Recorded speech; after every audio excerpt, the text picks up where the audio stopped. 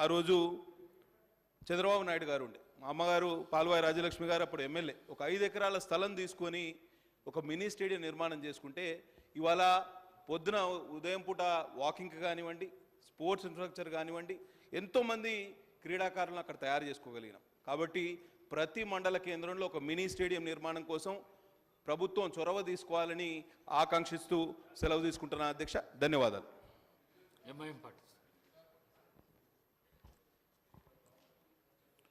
Speaker साहब, मैं यहाँ पे अपनी पार्टी कुल हिंद मजलिस इत्तेहादुल मुस्लिमीन की जानिब से खड़ा हूँ और मैं इस बिल की तायद में यहाँ पे ठहरा हूँ जो निक्कत ज़रीन और मोहम्मद सिराज को नौकरी यहाँ पे जो बिल लाया गया है उसकी तायद में।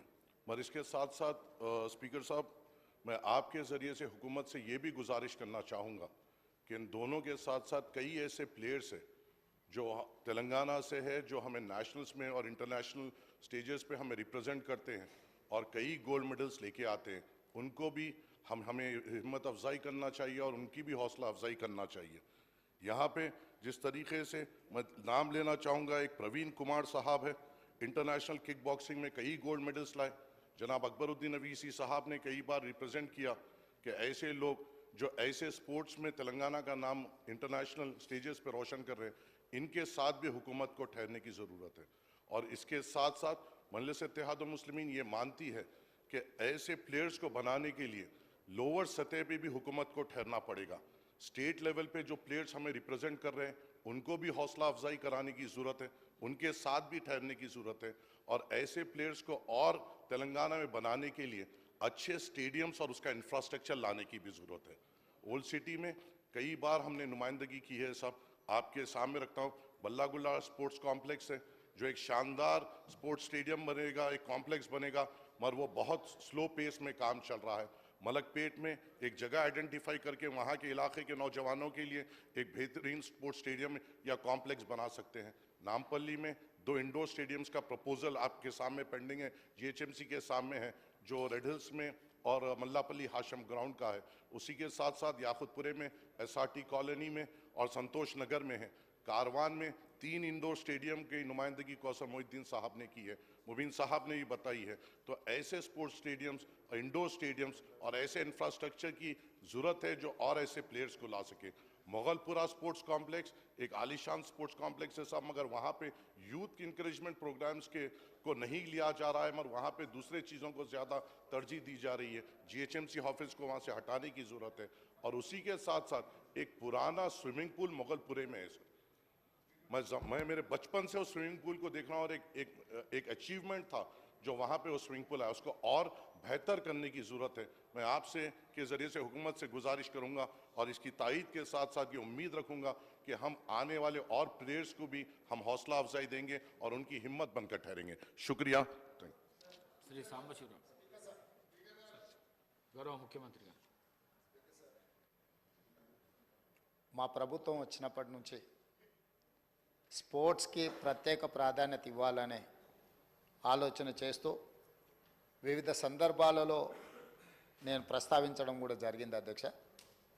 గతంలో ఉమ్మడి రాష్ట్రంలో గచ్చిబౌలి ప్రాంతంలో ఆఫ్రో ఏషియన్ గేమ్స్ వివిధ రకాల క్రీడల్ని నిర్వహించి మంచి స్టేడియంలను ఆ రోజు మనం నిర్మించుకున్నాం.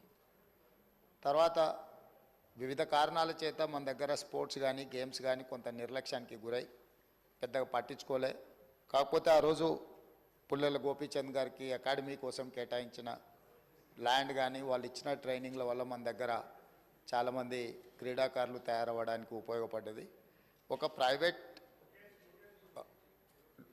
ప్లేయర్ లేకపోతే ప్రైవేట్ వాళ్ళు ఏర్పాటు చేసిన దాంట్లోనే ఆ విధంగా ఉంటే ప్రభుత్వం వైపు నుంచి సహకారం ఉంటే ఇంకా అద్భుతంగా రాణించడానికి అవకాశం ఉంటుంది. అందుకే రాష్ట్ర ప్రభుత్వం స్పష్టంగా ఈసారి బడ్జెట్లో గతంలో ఎన్నడూ లేని విధంగా 361 కోట్ల రూపాయలు స్పోర్ట్స్ కోసము మనం కేటాయించడం జరిగింది. ఇదే కాకుండా ఈరోజు క్రీడాకారులను అంటే ప్రభుత్వ ఉద్యోగము లేకపోతే ఉద్యోగ భద్రత కోసం పెద్ద పెద్ద చదువులు చదవాలని తల్లిదండ్రులు ఏదైతే తాపత్రయపడుతుర్రో పిల్లల్ని పూర్తిగా పుస్తకాలకే అంకితం చేసి అసలు వాళ్ళకి ఎలాంటి క్రీడా అవకాశాలే లేకుంటే తల్లిదండ్రులు పిల్లల మీద ఒత్తిడి తీసుకొచ్చి చదువుకునే విధంగా ఒత్తిడి చేస్తున్నారో, ఆటలలో కూడా రాణిస్తే ఉద్యోగాలు వస్తాయి, ఉపాధి వస్తుంది, ఆ కుటుంబానికి గౌరవం పెరుగుతుంది. ఈ విషయం ప్రపంచానికి తెలవడం కోసమే ఈరోజు నిఖత్ జరీన్కి ఆర్థిక సాయం అందించినాం. జూబ్లీహిల్స్ బంజారాహిల్స్ ప్రాంతంలో ఇల్లు కట్టుకోవడానికి 600 గజాల ప్లాట్ ఇచ్చినాం. అదేవిధంగా సిరాజ్కు కూడా మనం ప్రభుత్వ ఉద్యోగం గ్రూప్ 1 అతని ఎడ్యుకేషన్ క్వాలిఫికేషన్ లేకపోయినా ఎగ్జామ్షన్ ఇచ్చి, నేను పదే పదే చెప్పిన, చదువు కంటే కూడా క్రీడలలో రాణిస్తే తప్పకుండా ఉద్యోగ భద్రత ఉంటుందని. ఇంటర్మీడియట్ పాస్ అయిన సిరాజ్కు మనం ఇస్తున్న గ్రూప్ 1 జాబ్కి యాక్చువల్గా డిగ్రీ క్వాలిఫై అయి ఉండాలి. మనం ఆ ఎడ్యుకేషన్ కూడా ఎగ్జామ్షన్ ఇచ్చి మరి మనం సిరాజ్కి ప్రభుత్వ ఉద్యోగం ఇవ్వడం జరిగింది అధ్యక్ష. నిఖత్ జరీన్ గ్రాడ్యుయేట్ కాబట్టి వారికి కూడా మనము గ్రూప్ 1 డిఎస్పి కార్డర్ పోస్ట్ ఇవ్వడం జరిగింది.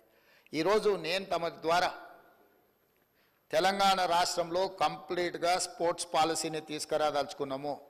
వివిధ రాష్ట్రాలల్లో మేము వాటిని స్టడీ చేసి వాటికి సంబంధించిన సమాచారాన్ని కూడా సేకరించినాము. అత్యధికంగా క్రీడాకారులకు ప్రోత్సాహకాలు ఇస్తున్నది హర్యానా రాష్ట్రము.